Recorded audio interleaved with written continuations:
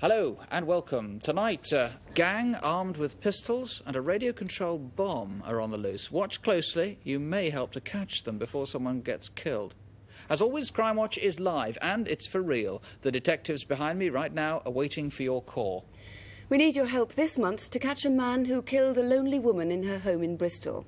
And also to find 3 robbers who attacked a tiny country bank in Derbyshire. And if ever you've been burgled, maybe something here is yours. Here's our number until midnight, and you may want to write it down. It's 01-811-8055. Well over 1,000 people rang into last month's Crimewatch, and as a direct result, over a dozen men have been arrested and charged.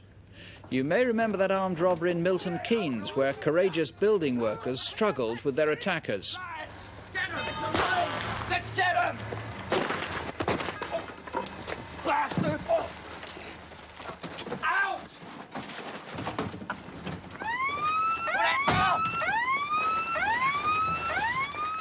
Police are still following up leads from the programme, and though no one has yet been charged with that attack, 12 people have been arrested as a result of your calls and charged with a variety of crimes, including robbery, theft and burglary.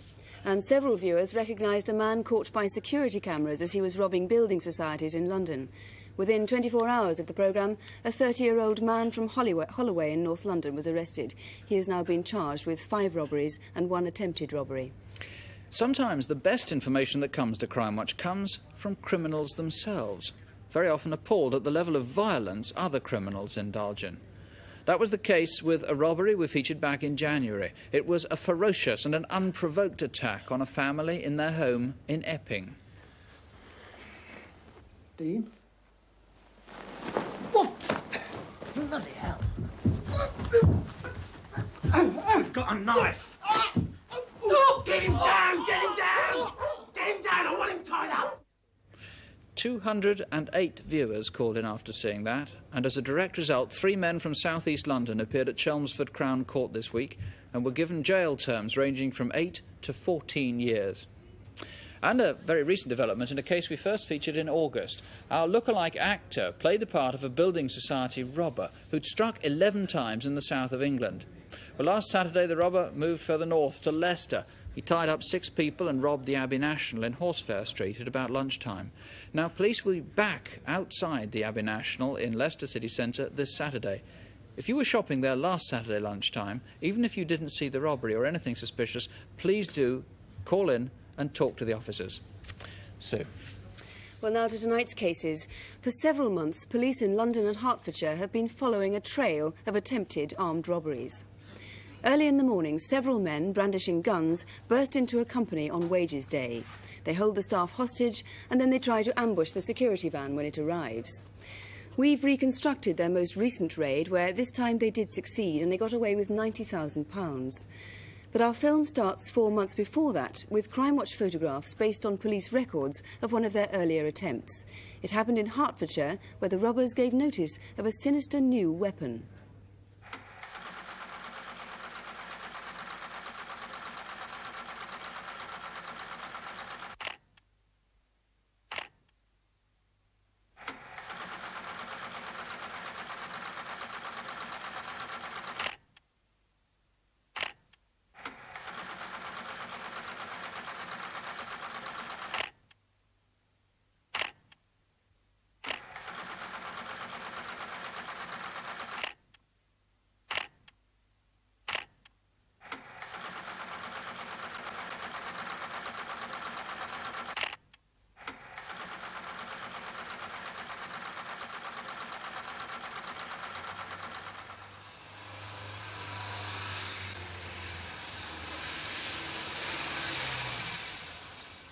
Imperial Coal Stores was a depot for hops en route from Kent to breweries in the Midlands. It was due to close in 6 weeks' time, but in September there were still some 20 people employed there.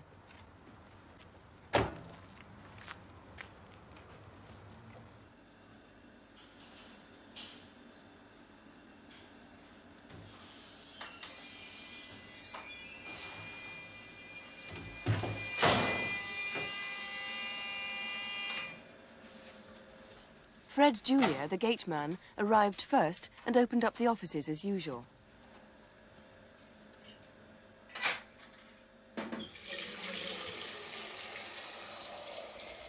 The other 5 people who worked with Fred in the office block would all be coming in during the next half hour or so. At 7:15 that morning, the only other person on the premises was Peter Bryant, a lorry driver who was still asleep in his cab. Friday was wages day. Good morning, Fred. Morning, Zaz. All right. Yeah, okay. You got a visitor, Fred. I wonder all that. Get down! And keep him quiet! Right, you come with me. Come on, get up! Get it back, you little bastard. Go in there. Now, you stay there. Right, there. Get down. Face the wall. Face it! Where are your car keys? In the ignition. You tell the truth. If you're pissing your bar, I'll shoot you. Stay there. Christ. You will or something? Got a heart condition. Christ, oh, make yourself a cup of tea. Who's due to arrive next? The store manager. What's the front? I want to know the routine when the security van gets here. Outside in the yard, Peter Bryant was quite unaware that anything was wrong. Get in there. Well, sit where you normally sit. No. What about barrier? Is it usually up or down? Down. It just depends. Well, don't touch it. Leave it up. And don't warn anybody.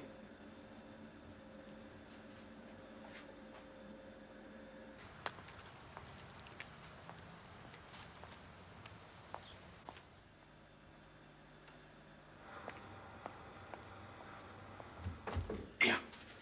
Try one.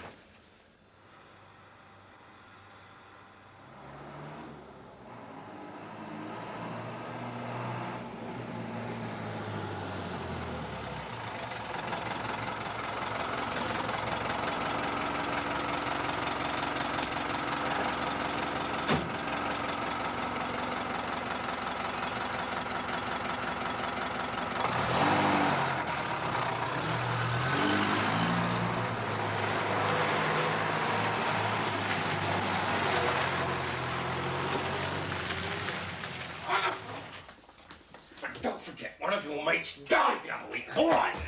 Go on, put your hands on the seat. Come on, spread your legs. All right. Do you know what this is? It's a remote control unit. And it works this.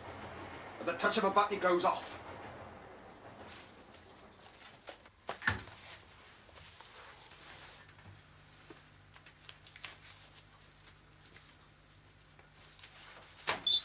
What you're going to do is take your mate out some tea, get him out the cab, and if you let him know there's anything wrong, I'll press a button and blow your back out. Understand?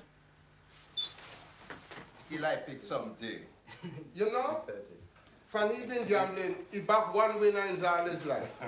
You remember when...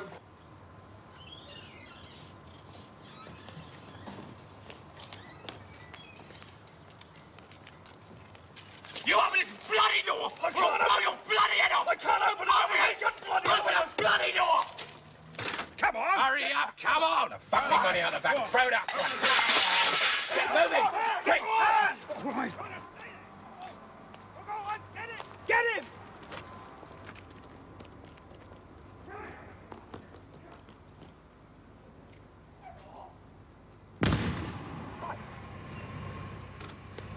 Right, turn it off! Turn the bloody motor off! Ow! Get out, you bastard! Come here, you little bloody toe rag! Out of the car, come here! Come on, get it! Okay, that's the last one! Get in the car!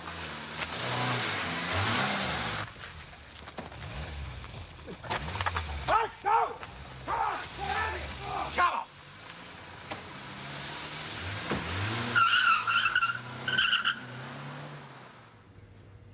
Well, terrifying. Detective Sergeant Jeff Hunter's in charge of that investigation. Was the employee we saw there actually shot? Well, fortunately he wasn't, no. As you've seen, the gun was placed against the side of his head and was discharged, and he was dead for several days after that incident. And how is the gate man, Fred Julia? Mr. Julia, unfortunately, hasn't recovered. He suffers from a serious heart complaint, and that was aggravated by this incident. So it's obviously vital that these men are caught. Could we have descriptions of them? Yes, there were 4 men, but we really only have good descriptions of 2 of them. The first was in his early 40s, about 5'9" to 5'10". He was slim build, wearing a short black wig, and he had dark features.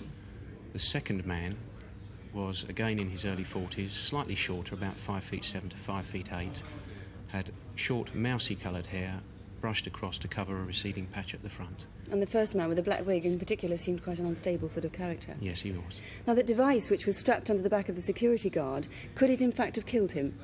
Well, we know that it was a viable device, and as far as we are aware, it could have caused substantial, if not fatal, injury to the man. And quite unnecessary, really, to make the threat a viable one. Completely unnecessary. Now, you've brought the actual device in that they used. Where did that come from? Well, we know that there is an outlet in the north of London, in the Enfield area. It's a wholesale outlet. We'd be interested to know of anybody that has recently acquired these transmitters or has come into possession of several of them in recent months. That could be a vital clue.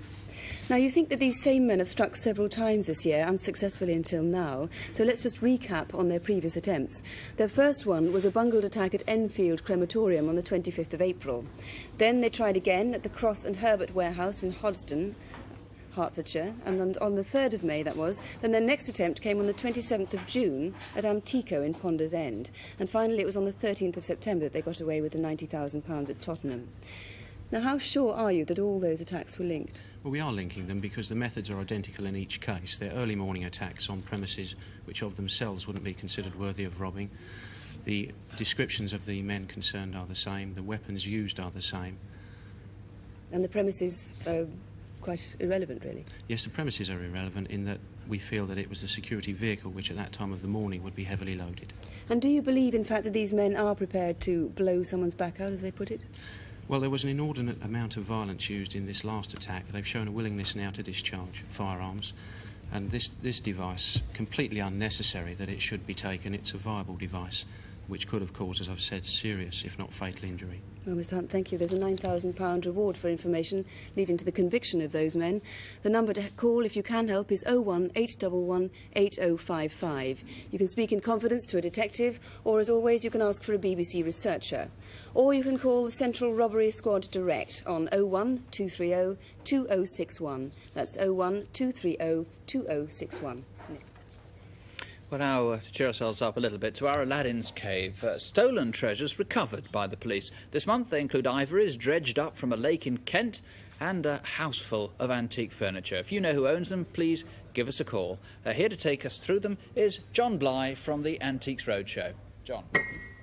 Well, thank you, Nick. I'm sorry you missed my recital, but somebody must be missing a grand piano. It's a Broadwood, and albeit a baby grand, it must be leaving quite a hole in someone's room. Sadly, for the first time, we've got some Bibles. I say sadly because these beautiful books are never of any great commercial value outside the family that owns them. Here we've got one which I think most charmingly records the history of the Maddock family, Elizabeth Caroline, born 1st of June 1862 at 7:45 on Sunday evening. Isn't that lovely? And we got that right the way through to 1967 with Herbert John Day. I hope that strikes a chord with somebody. You know, what never ceases to amaze me is the enormous amount of things that are imported from all over the world. Everywhere you look, we've got vases from India, vases from Turkey, carvings that Nick's just mentioned from Africa and India and Japan. And through the old port of Imari, this beautiful porcelain bowl, these lovely colours, which really gave the popularity of this, gave the name. It didn't come from there, it came through that port. This one has got a repair and is mended with a rivet. That in itself is a clue, because repairs with rivets have gone out of fashion for some time now. Much more recently, through the same port of Imari, came this Satsuma vase. And also we've got a huge heap of gold coins, including this, which obviously I think is the biggest bracelet I've ever seen. I think there must be at least £2,000 of the gold there. I don't really want to put it down, but I suppose I must. We've got much more furniture than usual. One outstanding piece is this Chippendale style, but not period, buffet or sideboard, which has all the marks of a good 18th century piece, a bit of Chinese blind fret, a C scroll here, an S scroll, but put together in a Victorian way. Do you know, a few years ago, such a piece would probably make only a few pounds. Now, in the region of 1,000. We've also got a fine, admirable Fitzroy barometer, a very collectible thing, and also collectible, of course, today are toys. And here you've got a fort. Now, the fort is homemade and obviously of some sentimental value, but the lead soldiers themselves today are very collectible and worth quite a lot of money. But my favourite item this time is this pair of what first of all looks like cast iron figures. They are not, in fact, they are bronze, they're Regency, and they were originally little candelabra. They had an umbrella of wires. From each wire hung a crystal drop and a candle sconce in the top. Do you know, if these were restored, they'd be worth between 450 and 600 pounds. They're a lovely item. I do hope that you recognise something here. If you do, please give us a ring. Indeed. If there is anything you think you do recognise, here is the number to ring, 01811 8055. Curiously, Crimewatch isn't so much about crime as about its victims. It's these victims that have aroused your sympathy and your concern, and our next reconstruction is all about one victim who lived alone in St Paul's in Bristol. Mrs Violet Milsom was 62. She was a grandmother, and 6 weeks ago someone murdered her. When police arrived at her flat, they, and the medical crews as well, were shocked and distressed by the injuries that had been inflicted on her. They began a search for clues. They now want to enlist your help. Our reconstruction begins nearly a month before her death in Bristol. It shows none of the violence, only the events that led up to it. Phil, I would like to talk more about that, but we'll pause some music first. The Radio Orchestra, appropriately, the Song of Summer. Violet Milsom lived alone in a dingy basement flat. Her grandchildren were welcome visitors, but they couldn't get to see her often, and she was a lonely soul, with Ginger her only company. She was rather scared as well. Each night she lodged a little message in her window to ward off strangers. At 6 p.m, as St Paul's began to come alive, Violet's day was almost over. Tuesday, September the 3rd, at about 10 o'clock.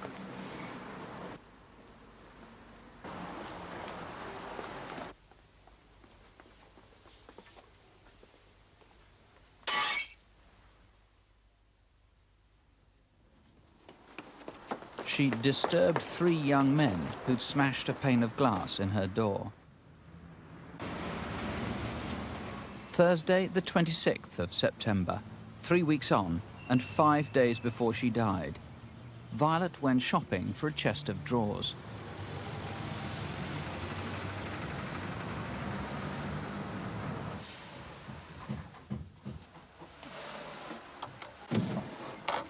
Can I help you?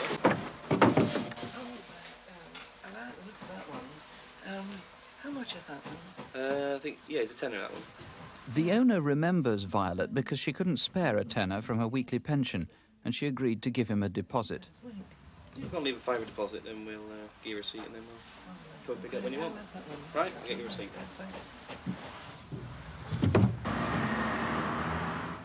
Next day, Friday the 27th, the owner saw Violet once again. She seemed to know this man. If it was you, or if you know who he is, please call us.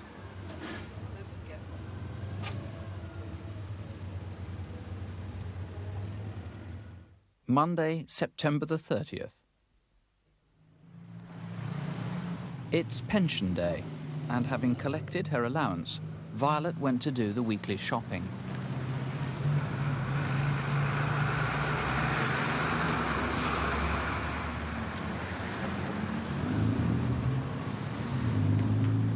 It wasn't hard to spend about £5 of the 36 on Rice Krispies, tin soup and cat food.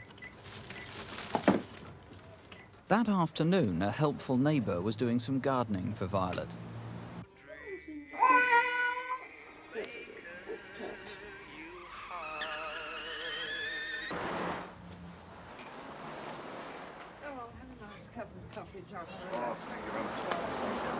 It does look nice, John.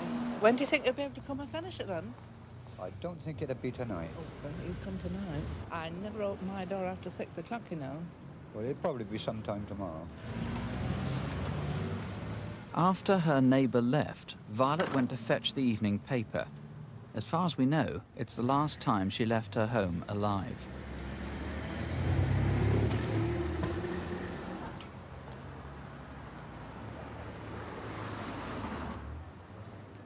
What happened next was seen in detail by a witness sitting right across the street. Old Sam, an ageing tramp, was in his usual doorway outside the Shady Grove Cafe. And another witness, David Crowley, remembers walking past the flat that night because at about 8 o'clock, 3 youths came out of a garden and pushed past him. And another witness, on her way home at midnight, remembers a man appearing from a gateway near Violet's flat. Old Sam saw all of this as well. He must have done. Yet, ironically, though he can see, he doesn't understand. He lives in a world of his own. Next morning, Violet's neighbour came back to do the gardening as he'd promised. When he'd finished, he went down to the flat to borrow a broom.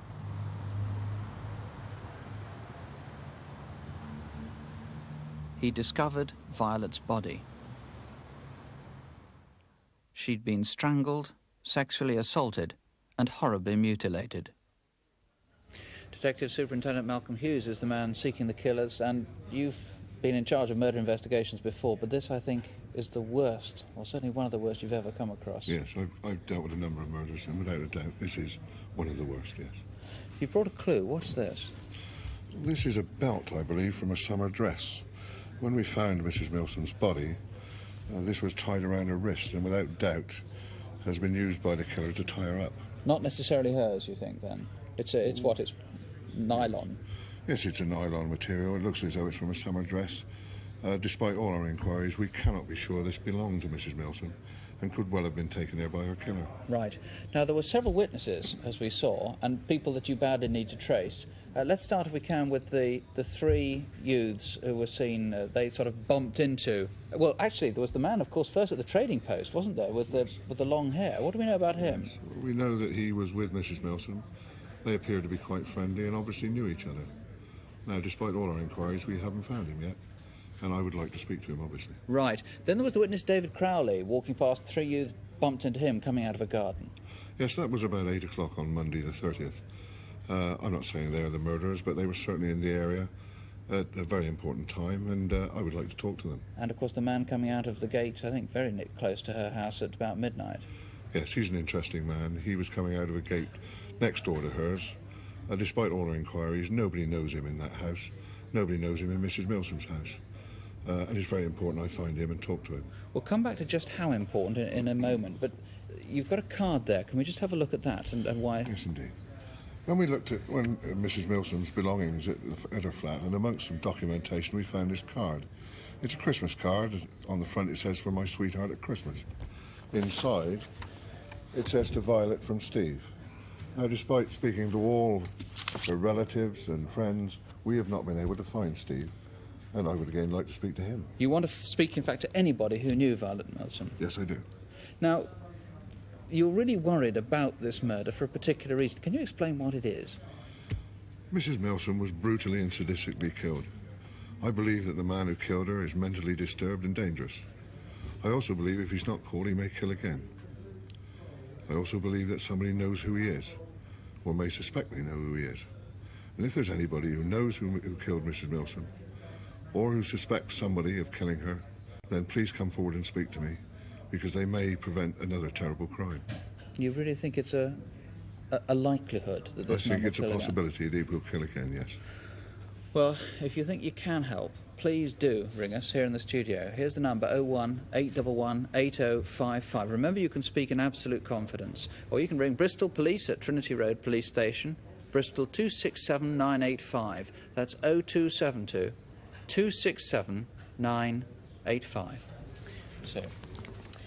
Well, now the Crimewatch Incident Desk. You may not know it yet, but Crimewatch UK is spawning regional programmes, and tonight, making a guest appearance from Crimewatch South, is Constable Mercedes Birch from Dorset.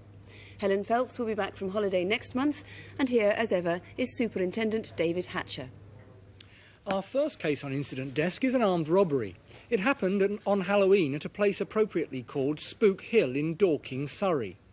Early that morning, this white Ford van parked a few yards down the hill from a branch of Pritchard's Security Services. As guards were preparing to deliver £23,000 in hospital wages, they were attacked by 2 gunmen. They grabbed the money and made off in that white van, which we know was stolen 2 weeks before. A passing motorist gave chase until the van was abandoned in Harrow Close, and the men raced off through a covered alleyway to Hampstead Road and got into a grey articulated lorry cab like this.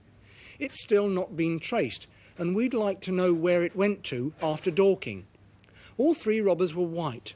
The first is described as being between 30 and 40, approximately 5'10", stocky, with short brown hair. The second was also stocky, in his late 20s, about 5'9". The third, the driver, was in his early 30s, slim with long hair which was swept back.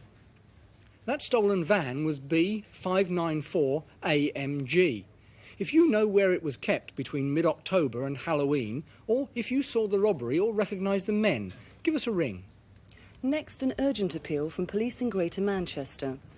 Last Saturday evening, a hooded man attacked a 14-year-old girl as she walked home along Pemberton Road in Wigan. He dragged her into Blundell's Wood, where he raped her and tried to strangle her. She was beaten, gagged and tied to a tree. It's vital we trace the drivers of 2 cars, a blue Cortina and a white Cortina or Audi, with a V or Y suffix, seen in Pemberton Road around 6 o'clock. And her attacker left a clue, part of a brown-striped tea towel, like this, which he used as a gag. As you can see, the corner has been cut off and the edge turned under and hemmed. We need to find where it came from. The girl had been carrying a yellow bag, like this one, with magazines in it. They're still missing and may have been dumped somewhere. If you've any idea at all who the man is, please call us before he strikes again. The Bowes Road branch of Barclays Bank in London had a couple of unpleasant callers on Thursday the 19th of September, but their visit didn't pass unrecorded. As the 2 armed men threatened the cashier, a customer walked in on the robbery. At gunpoint, she was forced to lie down on the floor. After checking the street, the men stuffed the money, nearly £7,000, into a bag and made for the door. The first man was a bit overdressed for September, but we do know he's in his mid-30s and about 5'10" tall. His partner's less camera shy. He's about 35 years old, 5'9" tall, with greying hair.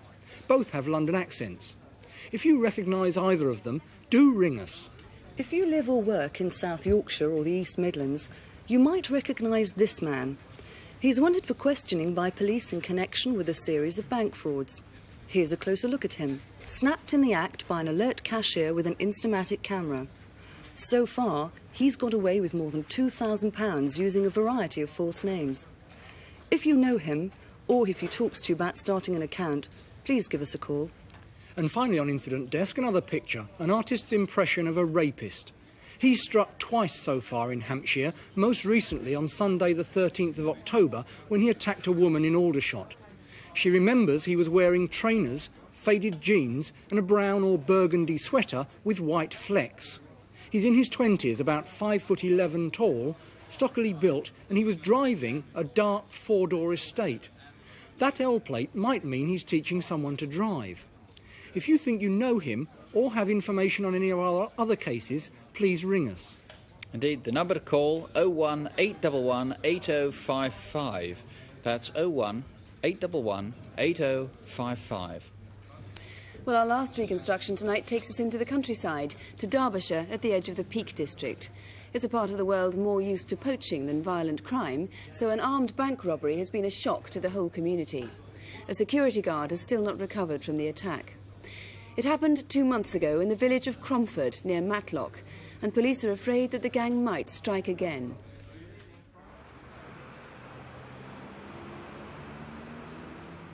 Cromford is busy with tourists during the summer months, but by September the 18th, most of them had gone, returning the village to its usual tranquility. Never in its 100-year history had there been a robbery at the tiny bank in the main street. 15 miles away in Ilkeston that day, a group of men were planning an unwelcome visit to Cromford.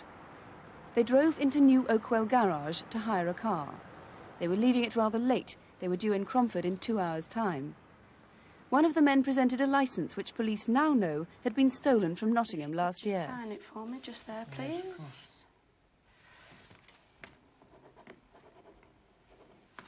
Yeah. Thank you very much. Just check. I'm sorry, sir. Your signature doesn't agree with the one on the driving licence. I won't be able to hire to Well, you. it's probably just because the licence is in a bit of a mess, actually. I'm ever so sorry, but there's nothing I can do about it. I see. OK, well... Sorry. That's all right. Thank you. Bye. Bye-bye.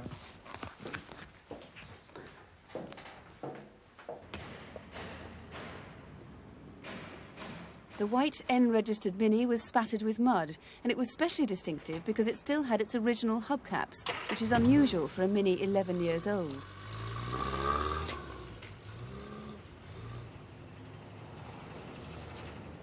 Three-quarters of an hour later, at Hooley's garage near the centre of Nottingham, their next attempt to hire a car succeeded. A man using the same stolen licence hired this beige Ford Escort, registration number B227KRR. The main street in Cromford, Market Place, was where the Escort was seen next at around 2:45 that afternoon. By this time, there were 3 men in the car. It parked 200 yards away from Lloyd's Bank.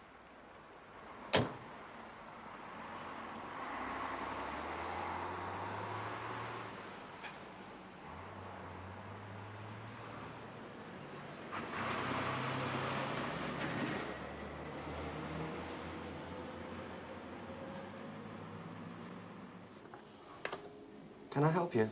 Yeah, have you got any more of these? I'd like to open a bank account. Yeah, certainly.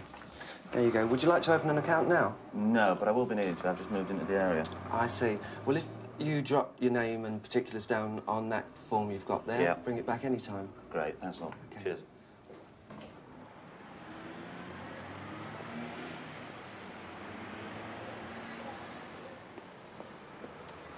Well, let's go. Might as well go.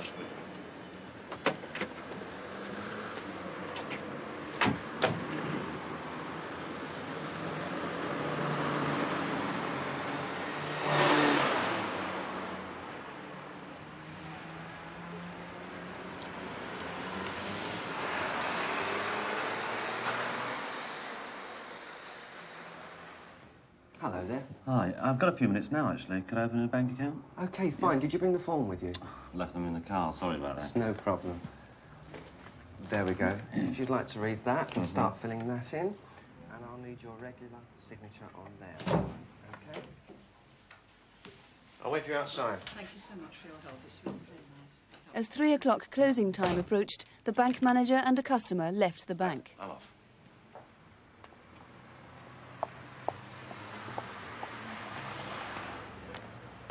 It was time for the security guard to start locking up. Right, stand back, it's a raid. Where are the keys? Give me the keys. OK.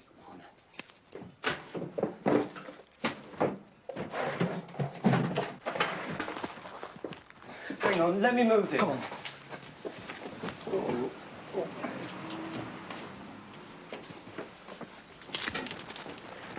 Come on, get in here.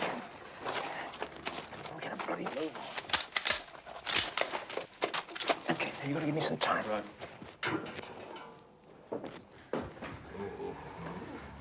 I didn't mean to hurt him. Let me get the first aid box. Where is it? It's up there. Go on. Here's the car. Don't do anything for 5 minutes. If you do anything, I'll come back and kill you.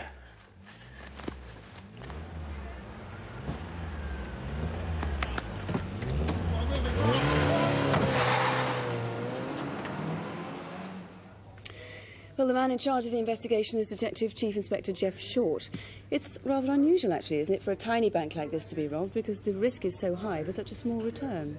It is. If a team are going to go out armed with sawn-off shotguns and use violence, we would expect them to go to some of the larger branches for where there are more pickings. In this case, they got £7,500. Yes, that's all. How badly hurt was the security guard we saw there? He got a very nasty cut over his eye, needing about 9 stitches. Now, that's healed up now, but it's left a very nasty scar. And, in fact, he's left his job at the bank. So they might do it again, and in order that our viewers might help to complete the picture of what happened that day, I think it is worth looking at where the gang went after the robbery had happened. The beige Escort travelled along the back road to Lee and Holloway, which passes Arkwright's Mills. It took them over the humpbacked bridge which crosses the River Derwent. We know they went under Cromford Railway Bridge because that's where the truncheon they'd taken from the bank was found. At around 3 o'clock, a Saab driver near High Peak Junction remembers a speeding escort overtaking him on a blind bend. The car then travelled through the villages of Holloway and Cryche, crossing the A610 at Bullbridge. From there it went south to Belper, where it was found abandoned in the marketplace. So once they'd abandoned that car, do you know where they went from Belper? No, we don't. We've no witnesses at all that can actually tell us what happened to them. We would imagine that if they jumped out of a car, this escort car on the marketplace, and then jumped perhaps into another vehicle, that they would have been noticed. And we were looking for witnesses who saw them leave that car and get into another one, or, in fact, where did they go to? But what we do know about is their movements early on that day of the robbery. The gang made at least 3 failed attempts to hire a car. The first one was at 12:05 at Sandcliffe Garage in Stapleford. Then at 12:15 they tried at another branch of Sandcliffe Garages in nearby Ilkeston.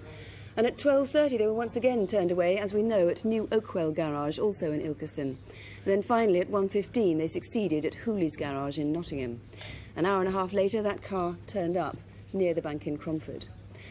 They made so many attempts, and with a very obviously stolen licence, they were in fact rather amateurish, it would seem. They were. They appear to be very amateurish, but unfortunately they did in fact get away with the money. What about that white N-registered Mini, which seemed very distinctive? It was mud-spattered, and it had original hubcaps. Yes, it was N-registered. We think that this car does in fact belong to one of the offenders.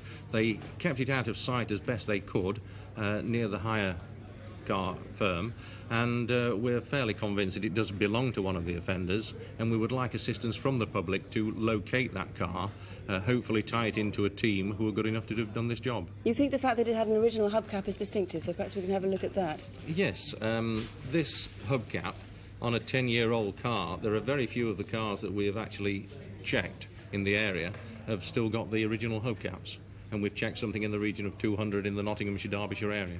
Well, Mr. Short, thank you very much indeed. There is a £5,000 reward too for leading to the conviction of the robbers.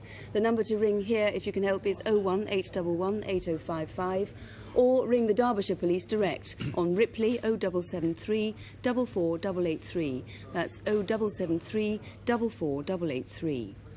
That and all the other numbers from tonight are on CFAX. And if you don't have an access to a phone, please do write to us. It's Crimewatch UK, BBC Television Centre, London W12 8QT. We'll be back with any developments on Crimewatch Update at 11:35, which is, what, an hour and a half's time. If you can't stay up till then, our next programme is on December the 12th. Please remember, police have asked us to show you isolated cases of violence to help catch the perpetrators. But violent crime is rarer than people think. Indeed, the latest British crime survey just published shows that those who fear crime most, and in particular the elderly, are even safer than the rest of us. So please, whatever we've shown you, don't have nightmares. Do sleep well. Good night. Good night.